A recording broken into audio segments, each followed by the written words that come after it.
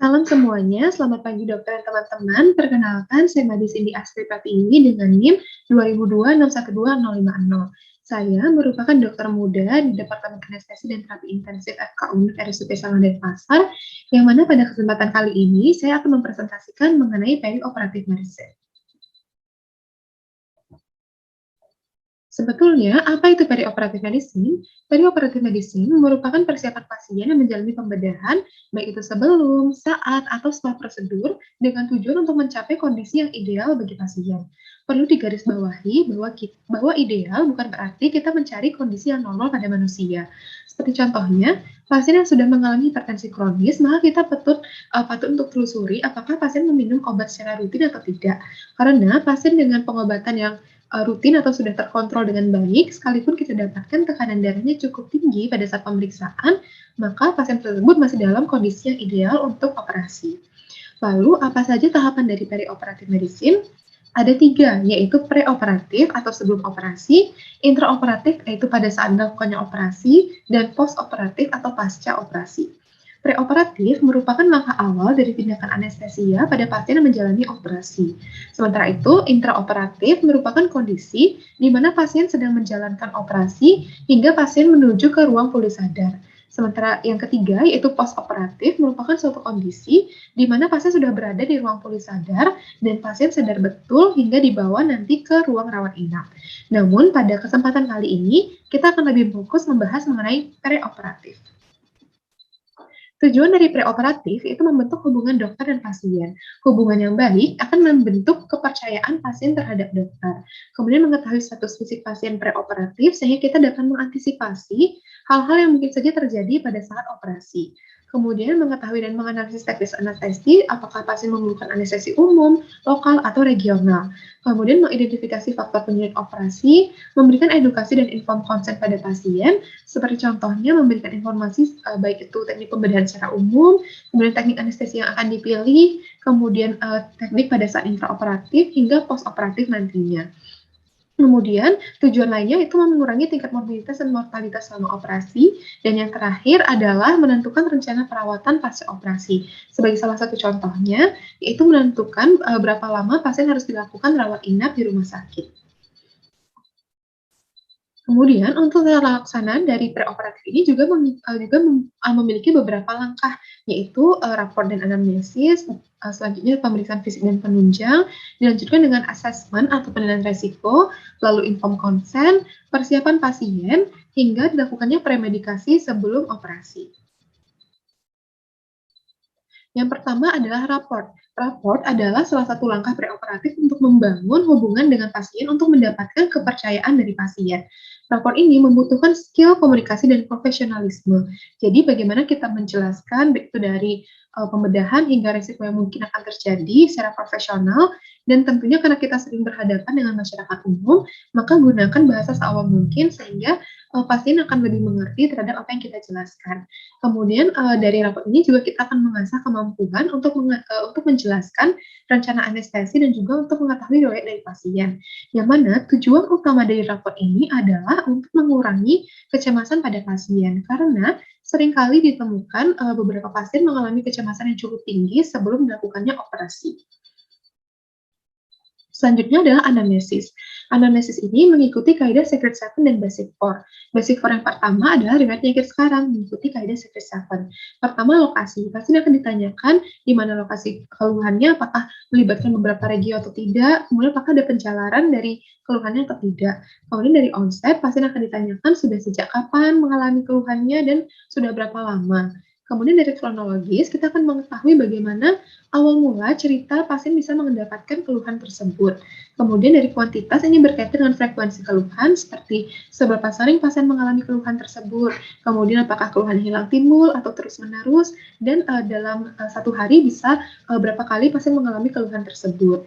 Kemudian dari kualitas ini akan berkaitan dengan apakah keluhan pasien ini sampai mengganggu aktivitasnya sehari-hari atau tidak. Kemudian patut juga ditanyakan faktor pemberat dan peringan serta gejala penyerta yang mengikuti dari keluhan utama. Kemudian, pasien juga ditanyakan basic for yang kedua, yaitu riwayat penyakit dahulu. Ini berkaitan dengan riwayat sistemik yang mungkin terjadi pada pasien seperti kencing manis atau diabetes mellitus, kemudian hipertensi atau penyakit jantung, yang mana kondisi tersebut sangatlah berpengaruh terhadap teknik anestesi yang nantinya akan dipilih dan juga akan mempengaruhi operasi yang akan dijalankan. Kemudian riwayat penyakit keluarga juga patut ditanyakan mengenai riwayat penyakit yang turun-menurun seperti sama juga seperti diabetes mellitus, hipertensi, atau penyakit jantung. Dan riwayat sosial, kita tanyakan pada pasien, apakah pasien bagaimana pekerjaan pasien, bagaimana aktivitasnya sehari-hari, apakah lingkungan di sekitarnya ini ada pengaruhnya terhadap keluhannya, ataupun kebiasaan buruk pasien seperti merokok, minum alkohol, atau menggunakan obat-obatan terlarang. Selain mengikuti kaidah Secret 8 dan Basic 4, ada juga kaidah EMPL. Sebagai jembatan keledainya itu alergi. Kita tanyakan pada pasien apakah ada alergi obat, alergi makanan, dan apabila ada, maka kita tanyakan lebih lanjut apakah alerginya ini hanya gatal-gatal pada kulitnya, apakah sampai menimbulkan sesak nafas, atau bahkan yang terburuk adalah shock. Kemudian medication, kita tanyakan juga apakah pasien menggunakan pengobatan rutin tertentu atau tidak, karena ada juga beberapa obat yang nantinya dapat mempengaruhi kerja dari anestesi. Seperti contohnya, pasien ditanyakan apakah ada menggunakan kortikosteroid, obat antihipertensi, obat diabetes, kemudian bronchodilator, kemudian antibiotik, amigdalglucoside, diuretik, dan lain sebagainya. Kemudian pas illness tidak jauh berbeda, jadi kita tanyakan juga mengenai riwayat penyakit terdahulu, lalu last meal and drink, itu apa makanan dan minuman terakhir ini dikonsumsi oleh pasien, karena hal ini sangat penting untuk menentukan apakah ada kemungkinan terjadinya aspirasi pada paru atau tidak, karena juga bisa berdampak terhadap pneumonia. Kemudian juga ditanyakan event atau environment yang berkaitan dengan injury atau keluhan pasien. Tidak hanya mengikuti kaidah Secret 7 dan Basic 4 dan juga EMPL, beberapa literatur juga membagi anamnesis menjadi anamnesis khusus dan juga umum. Sebetulnya tidak jauh berbeda, namun untuk anamnesis khusus ini berkaitan dengan kondisi yang menimbulkan gangguan fungsi sistem organ. Sementara pada anamnesis umum, ini tambahannya adalah riwayat operasi atau anestesi terdahulu. Jadi di sini pasien ditanyakan apakah pasien pernah menjalankan operasi atau menjalankan teknik anestesi sebelumnya. Karena apabila dengan operasi atau teknik sebelumnya pasien mengalami komplikasi, maka kita akan mempertimbangkannya apakah kita tetap menggunakan atau tidak teknik yang sama. Karena sebaiknya kita tidak menggunakan teknik yang sama untuk operasi tersebut. Selanjutnya kita akan lakukan pemeriksaan fisik.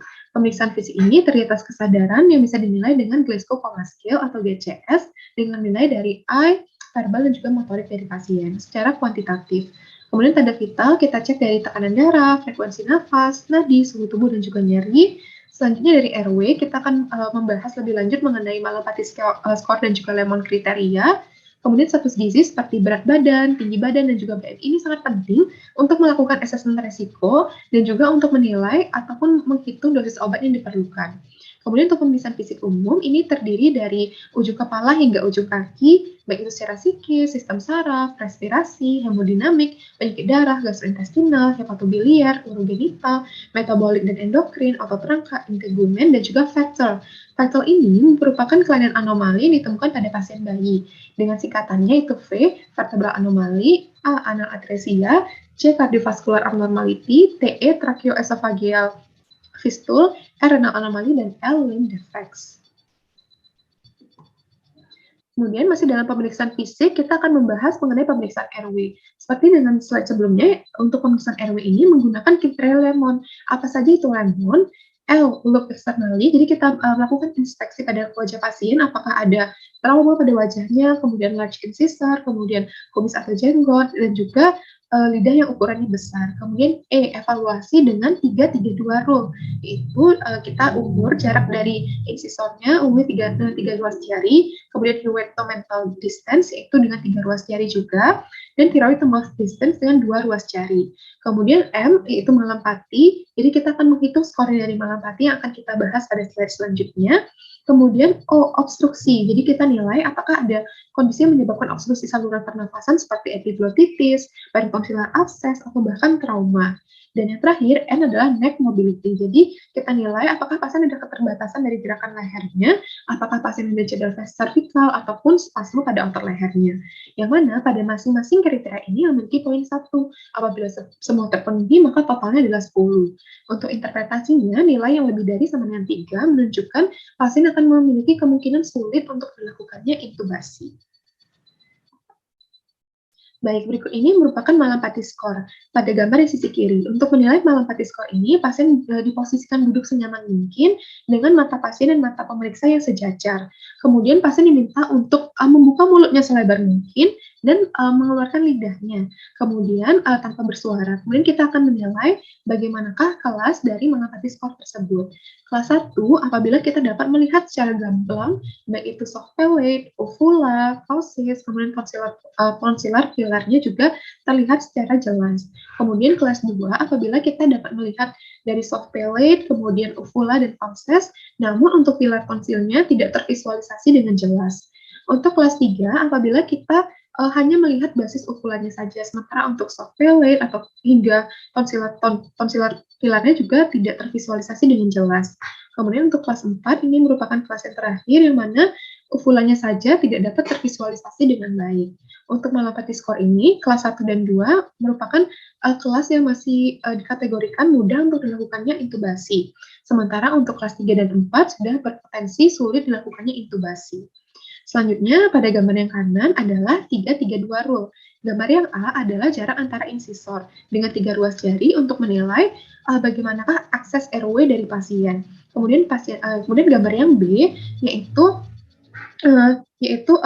Piawito mental, jadi dengan 3 ruas jari juga untuk menilai bagaimana kemampuan kita untuk menyisir lidah nantinya dengan menggunakan laryngoskop. Sementara gambar yang C yaitu thyroid to mouth distance dengan 2 ruas jari untuk menilai bagaimana jarak faring ke basis lidah.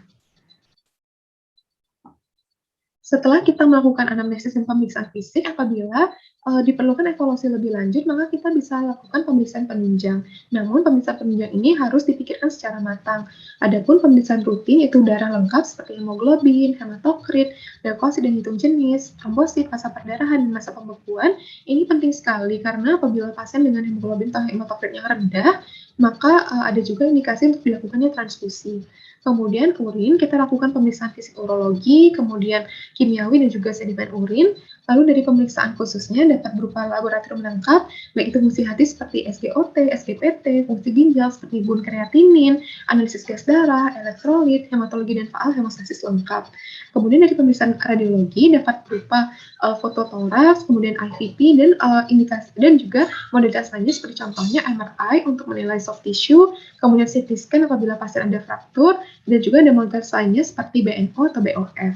Kemudian evaluasi kardiologi dengan menggunakan EKG untuk menilai irama jantung pasien, dan pemeriksaan spirometri terutama pada pasien yang mengalami PPOK. Berikut ini merupakan indikasi dari pemeriksaan penunjang pada pasien. Complete blood count dilakukan pada pasien yang akan menjalani pembedahan mayor, neonatus, pasien laki-laki yang berusia 70 tahun, pasien perempuan berusia lebih dari 45 tahun, chronic renal, liver lung disease, anemia, keganasan, kemudian poor nutritional stage, dan vascular aneurysm. Sementara itu, serum kreatinin dan elektrolit ini penting dilakukan pada pasien yang mengalami kidney disease, hipertensi, diabetes, status nutrisional yang buruk, stroke, dan juga menjalani pengobatan seperti digoxin, diuretik, steroid, atau menjalani kemoterapi. Lalu gula darah ini juga diindikasikan pada pasien yang mengalami diabetes, riwayat keluarga dengan diabetes, kemudian obesitas, stroke, kemudian status nutrisional yang buruk, penggunaan steroid, K6 atau Addison's disease. Kemudian EKG ini diperlukan pada pasien yang mengalami cardiac disease, hipertensi, chronic lung disease, diabetes, tiroid, kemudian morbiditas berupa obesitas, kemudian penggunaan terapi digoxin, dan perempuan yang berusia lebih dari 55 tahun atau laki-laki yang berusia lebih dari 45 tahun. Untuk chest X-ray ini diperuntukkan pada pasien yang mengalami chronic lung disease, kemudian perokok berat, terapi radiasi, aortic aneurysm, atau bahkan kardiomegali pada pasien yang menunjukkan hipertensi kronis. Lalu koagulasi stadi ini juga diperlukan pada pasien dengan liver disease, renal dysfunction, riwayat keluarga dengan bleeding disorder, atau pasien yang sedang menjalankan terapi dengan antikoagulan. Baik, berikut ini merupakan asesmen resiko setelah kita lakukan analisis hingga pemeriksaan penunjang. Ini menggunakan sistem klasifikasi ASA atau American Society of Anesthesiologists. Jadi ada 6 kriteria ASA, yaitu ASA 1 pada pasien yang sehat, normal, kemudian ASA 2 pasien dengan gejala sistemik ringan, ASA 3 itu pasien dengan gejala sistemik berat, ASA 4 itu pasien dengan gejala sistemik berat yang mengancam nyawanya. Kemudian ASA 5 yaitu pasien yang ditakutkan atau dikhawatirkan tidak akan selamat jika tidak dilakukan operasi dalam 24 jam terakhir. Kemudian ASA 6 adalah pasien yang sudah dinyatakan mati batang otak dan organnya sudah siap untuk dilakukan pendonoran. Yang mana dari klasifikasi ASA 1 dan hingga ASA 6 ini ada juga kriteria E, yaitu emergency apabila didapatkan kondisinya gawat darurat. Dari ASA 1 hingga ASA 6, makin tinggi ASA-nya, maka akan makin tinggi pula mortalitas yang terjadi pada pasien. Dan berikut ini juga pada tabel dicontohkan dari masing-masing ASA, baik kondisi dari pasien sesuai dengan klasifikasi ASA-nya. Kemudian kita beranjak ke pilihan anestesi. Untuk pilihan anestesi ini banyak sekali faktor yang harus dipertimbangkan. Yang pertama dari umur. Pasien anak kecil ataupun pasien bayi maka akan lebih cenderung dipilih anestesi umum dibandingkan dengan anestesi regional. Jika dibandingkan juga dengan orang dewasa. Kemudian jenis kelamin, perempuan memiliki faktor emosional yang sangat tinggi jika dibandingkan dengan laki-laki, sehingga perempuan akan lebih cenderung memilih anestesi umum dibandingkan dengan anestesi regional. Kemudian dari status fisik juga, baik itu dari pemeriksaan fisik, kemudian jenis operasi. Jenis operasi ini dikaitkan dengan 4C, yaitu lokasi, posisi, manipulasi, dan durasi. Lokasi, baik itu lokasi keluhan ataupun lokasi operasi, kemudian posisinya apakah pasien akan dilakukan supinasi, pronasi, atau lateral decubitus, manipulasi seperti contohnya perdarahan, dan durasi operasi. Kemudian hal ini juga dikaitkan dengan faktor keterampilan operator dan alat yang dipakai, dan keterampilan pelaksana anestesi dan alatnya, karena semakin handal operator atau dokter, maka alatnya pun akan semakin memadai untuk dilakukannya operasi. Kemudian status rumah sakit ini berkaitan dengan sumber daya manusia dan sarana prasarana hingga permintaan pasien. Hal ini berkaitan seperti contohnya pasien yang mengalami kelainan pada abdomen hingga ke bawah yang sebetulnya diperlukan anestesi regional, namun karena pasien sangat takut dan meminta untuk melakukannya anestesi umum, maka kita harus menghargai permintaan pasien tersebut dan sebaiknya melakukan sesuai dengan permintaan pasien. Dari sebelumnya kita sudah berbicara banyak mengenai anestesi umum, lokal, dan regional. Namun sebetulnya apakah mereka, jadi anestesi umum adalah suatu keadaan yang tidak sadar yang bersifat sementara diikuti oleh hilangnya rasa nyeri di seluruh tubuh. Hal ini memenuhi trias anestesi, yaitu relaksasi otot, kemudian analgesi, dan juga sedasi. Kemudian untuk anestesi umum ini dapat dilakukan secara intravena, inhalasi, atau imbang. Imbang ini merupakan kombinasi, dapat berupa kombinasi dari anestesi intravena maupun inhalasi, ataupun kombinasi dari jenis yang berbeda, seperti contohnya kombinasi anestesi umum dengan anestesi regional. Kemudian yang kedua adalah anestesi lokal. Anestesi lokal ini adalah menyuntikkan anestesi lokal pada daerah atau sekitar lokasi pembedahan yang menyebabkan kondisi impuls aferen yang bersifat temporer, jadi hanyalah sementara. Dapat bersifat topikal, jadi dapat dilakukan dengan cara tetes atau mengoleskan obat anestesi, infiltrasi lokal, atau blok lapangan. Yaitu blok lapangan ini memberikan obat dengan mengelilingi daerah yang dieksplorasi. Kemudian anestesi regional ini adalah menyuntikkan anestesi lokal pada saraf yang menginervasi regio tertentu dan terjadi hambatan impuls aferen yang temporer juga. Hal ini dapat berupa blok saraf, plexus brachialis, anestesi spinal dengan melewati subarachnoid, kemudian epidural, hingga penggunaan intravena. Selanjutnya, setelah kita menentukan seluruh jenis tindakan yang akan diberikan, maka kita akan melakukan informed consent. Informed consent ini adalah melakukan penjelasan atau menginformasikan kepada pasien teknik anestesi, jenis obat, hingga komplikasi yang dapat terjadi. Hal ini harus bersifat transparansi, yang artinya kita tidak boleh menutupi atau bersifat apa adanya. Seperti contohnya menjelaskan resiko terburuk yang terjadi, komplikasi terburuk, Seperti contohnya, dapat menyebabkan gangguan fungsi organ ataupun bahkan bisa menyebabkan kematian, juga harus dijelaskan pada pasien. Kemudian pasien akan menandatangani formulir yang disaksikan oleh petugas dan juga, pada pasien yang belum memiliki kompetensi untuk mengisi inform konsen, maka dapat diwakilkan oleh keluarganya atau petugas. Kemudian untuk persiapan preoperatif, ini dapat dilakukan di poliklinik atau rumah pasien seperti persiapan psikis, yaitu pasien harus dibuat setenang mungkin. Kemudian untuk persiapan fisiknya, jadi pasien diminta untuk menghentikan kebiasaan buruknya seperti merokok, minuman keras, atau menggunakan obat-obatan tertentu minimal 2 minggu sebelum dilakukannya prosedur anestesi. Kemudian pasien diminta untuk melepaskan prostesis dan juga aksesorisnya pada saat operasi nanti, dan tidak menggunakan kosmetik yang berlebihan seperti cat bibir atau cat kuku pada saat operasi. Pasien juga akan diinformasikan untuk melakukan puasa. Untuk usianya, apabila usianya kurang dari 6 bulan, maka untuk makanan padat, susu formula atau ASI, dapat diberikan 4 jam, kemudian cairan jernih tanpa partikel dapat dilakukan dalam kurun waktu 2 jam sebelum operasi. Kemudian 6-36 bulan, ini untuk makanan padat susu formula atau ASI dapat dipuasakan 6 jam sebelum operasi, untuk cairan jernih tanpa partikelnya 3 jam sebelum operasi. Kemudian untuk pasien dengan usia lebih dari 36 bulan, maka diminta untuk puasa 8 jam sebelum operasi, dan untuk cairan jernih tanpa partikel seperti air mineral seperti itu diminta untuk 3 jam sebelum operasi. Kemudian pasien diminta untuk mengajak ikut salah satu dari keluarga atau teman dekatnya untuk menemani dia pada proses preoperatif ini, lalu membuat surat persetujuan tindakan medis sesuai dengan inform konsen, dan nantinya diminta untuk mengganti pakaian dengan pakaian khusus kamar operasi. Selanjutnya, bagaimana persiapan di ruang perawatan? Untuk persiapan psikisnya tidak jauh berbeda, yaitu kita harus memberikan penjelasan dan diharapkan pasien dalam kondisi yang tenang atau tidak cemas.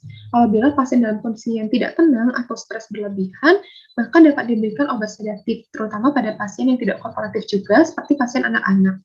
Kemudian untuk pemberian sedatif ini dapat melalui 2 rute, baik secara oral maupun rektal. Untuk oral diberikan malam hari sebelum menjelang tidur dan juga 60-90 menit sebelum menuju ke instalasi bedah sentral. Dan untuk yang rektal diberikan pada pagi hari sebelum menuju ke instalasi bedah sentral. Untuk yang rektal ini seringkali diberikan pada pasien anak-anak.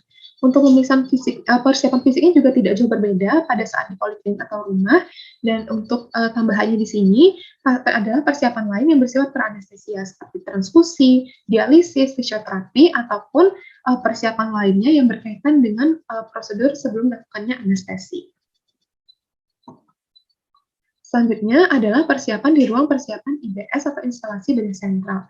Di kamar pasien, kita akan melakukan evaluasi ulang mengenai status pasien dan juga catatan medik pasien untuk menilai apakah pasien ada terguncang hemodinamiknya atau tidak.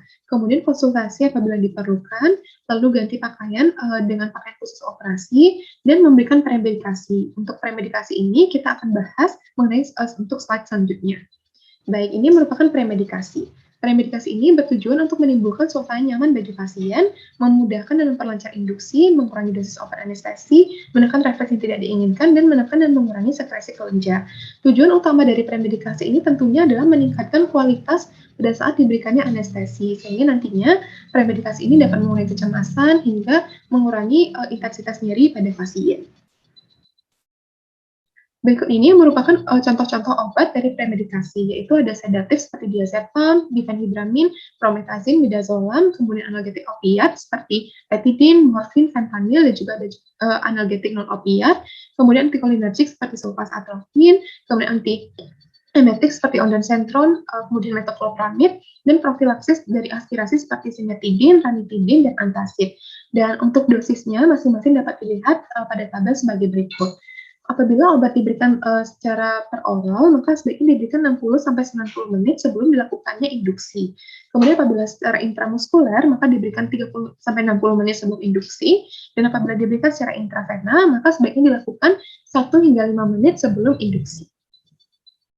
Baik, yang terakhir, bagaimanakah persiapan di kamar operasi? Yang pertama, kita harus menyiapkan meja operasi dengan seluruh keperluan yang dibutuhkan. Mesin anestesi dengan sumber gasnya, kemudian alat-alat resusitasi seperti salah satunya juga defibrilator, kemudian obat anestesi yang diperlukan, kemudian obat resusitasi seperti salah satu contohnya adalah adrenalin, kemudian tiang infus, plester, dan lain-lain, alat pantau tekanan darah, suhu tubuh, dan EKG yang dapat kita sebut sebagai monitor, kemudian alat pantau lain yang terpasang sesuai dengan indikasi seperti pulse oximeter atau kapnograf, dan juga catatan medik anestesi serta selimut penghangat untuk pasien.